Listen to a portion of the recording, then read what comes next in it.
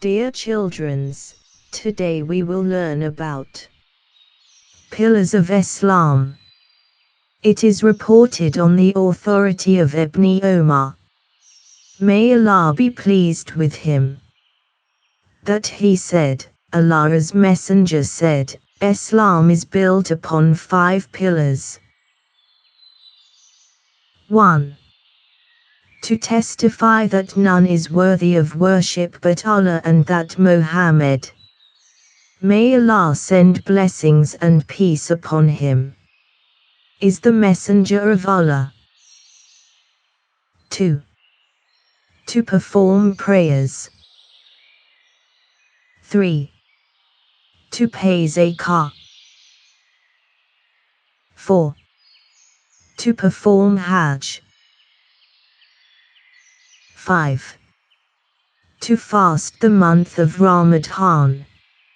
Narrated by Al-Bukhaari and Muslim. The narrator, Abdullah ibn Umar. Abdullah ibn Umar was the son of the second Caliph Umar ibn al-Khattab, may Allah be pleased with him, and he was a prominent authority in Hadith and law, who had strong faith in Allah from a very young age. Abdullah was also known as one of the most knowledgeable Sahabi amongst all the companions because he spent a lot of time close to the Prophet and memorizing the Prophet's sayings and actions. Lessons from this hadith. 1. That there are 5 pillars of Islam. 2. That the Shahada is a pillar of Islam. 3. That prayer is a pillar of Islam. 4. That zakah is a pillar of Islam. 5. That performing Hajj is a pillar of Islam. 6.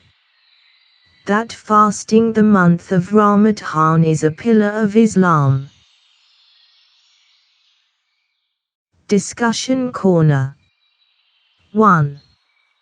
How did Abdullah ibn Umar become so knowledgeable?